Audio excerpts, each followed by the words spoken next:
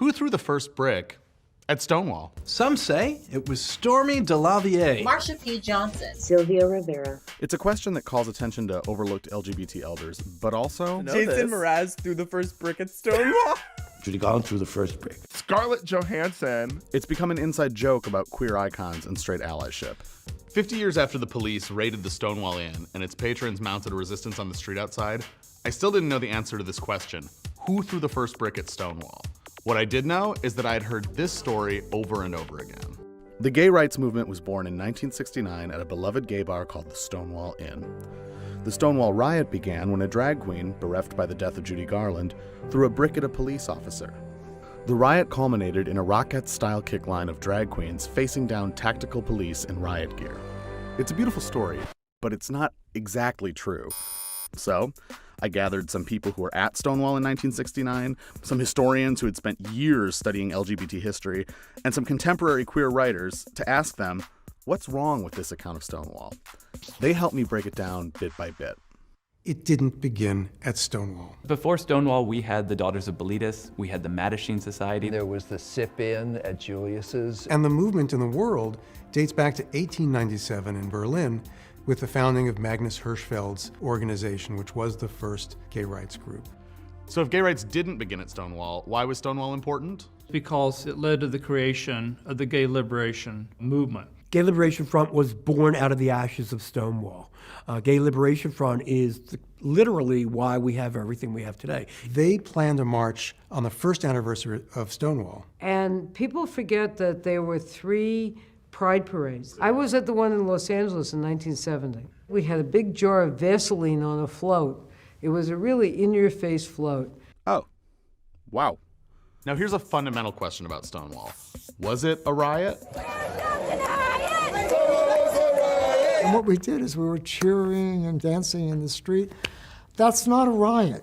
It was just a loud and bawdy, fun group of guys until it turned into a riot. It is called a riot, an uprising, a rebellion. I like the word rebellion, not overthrow the government rebellion, rebellion from within. Next, was the Stonewall Bar as idyllic as some media portrays it to have been?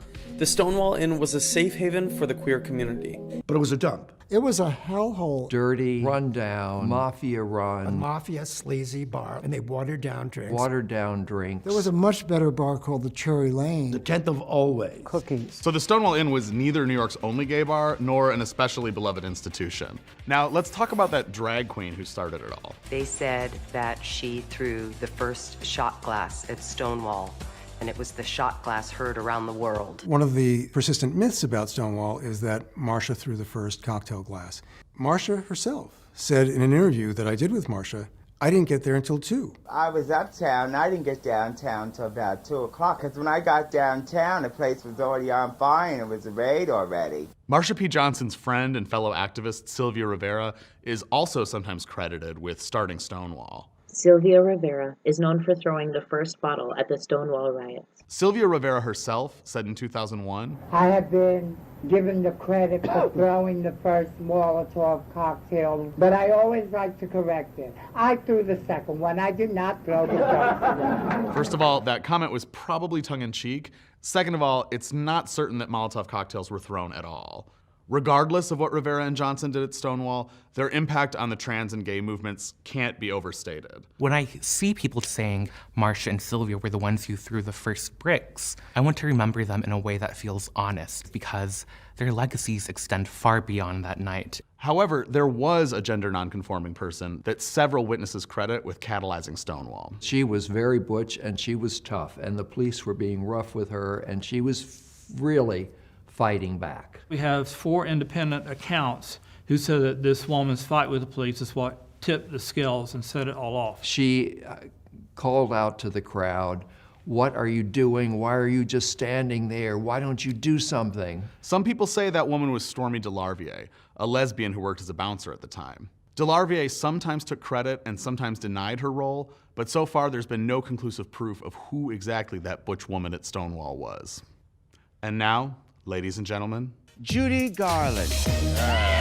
Judy Garland's funeral took place at Campbell's funeral home on the afternoon before the events at Stonewall. The patrons of the Stonewall used their grief over Judy's death to rise up and fight back. But were the two events related? The worst question that people ask about Stonewall is whether it was caused by the death of Judy Garland. If one looks at the accounts published in 1969, there's only one account that mentioned Stonewall and Judy Garland, and that was written by a right-wing columnist to mock the movement. You're trivializing our anger and oppression of 2,000 years to a singer. So I went to Judy Garland's funeral, and a lot of Stonewall Queens did. Oh, it was like Noah's Ark. All of Judy's fans. God bless Judy Garland. But no, she was not the cause of the Stonewall riot. No. So now, let's talk about that brick. One of the most derided representations of the first brick came from the 2015 movie Stonewall. Gay power! All anyone wants to talk about is who threw the first brick. Who threw the first brick? People claiming I threw the first brick. First off, it asks were bricks thrown. Where were those bricks found? Apparently there was a construction site that had a pile of bricks. I heard that last week. Did they show you a picture of that construction site? It's possible they were pulling rocks from the street. I haven't determined where that would have been unless it was in the park. If there's a tree pit, they're usually lined with something. Around this tree, there were these stones. I pulled up the stones. I know I threw stones. I don't know if I threw a brick. I doubt it. I think I was a stones man. So objects were thrown that may or may not have been bricks. But amidst all this chaos in the streets, did they really form a kick line while facing down police in riot gear? No, there was not a kick line at Stonewall. There were many kick lines at Stonewall. And I'll be glad to give you the lyrics. We are the Stonewall girls. We wear our hair in curls. We don't wear underwear. To show our pubic hair. It was done to the tune of the Howdy Doody theme. It's howdy doody time. You're right, it is. All right, so we've worked out a framework for what happened at Stonewall that many people can maybe mostly agree on. But why does this even matter? Why are we nitpicking this to death? Because when we talk about what happened at Stonewall 50 years ago, we're also talking about issues the LGBT community is still wrestling with today, namely transphobia and racism. There's one graphic I'm thinking about in particular. Trans women of color throwing bricks at cops gave me the right to get married. I think a lot of people cling on to these narratives because trans women of color are often already sidelined. I mean, there were some individual people of color, but it was not a group of trans people of color who started the rioting. If people start telling stories not as they were, but as they would like them to be, that procedure can be used by anybody for any purpose. So I think that we need to be consistent in the truth. If we are demanding that our history be respected, then we have to respect it ourselves. You have to apply the same criteria to our history, that it be worthwhile, that it be accurate, that it be well researched. We should recognize our warts as well as our flowers, as it were. I mean, I think historical erasure is real. How do we tell a history of something when our lives aren't in archives? Speculative fiction and historically informed fiction, to me, are ways to answer that question. And it doesn't have to be true to be meaningful. Stonewall was a messy evening. LGBT histories are very messy. I think naming that doesn't take away from the importance of what happened.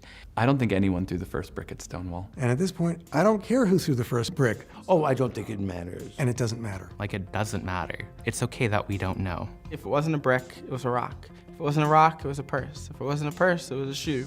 If it wasn't a shoe, it was a glass. If it wasn't a glass, it was a dirty look. It was all of those things. It wasn't just that day, it was days before, and it was many years after.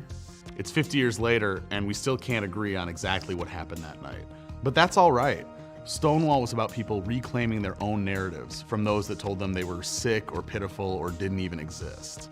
Part of telling your own story means living openly and partying at parades, but it also means contending with other people's versions of that story, even if theirs doesn't match perfectly with yours. As Chrysanthemum Tran said, that can be messy, and that's okay. I love a messy party. Hey, this is Shane. I produced this video. We've spent a month covering Pride, so check out all of our coverage, and don't forget to subscribe to our YouTube channel.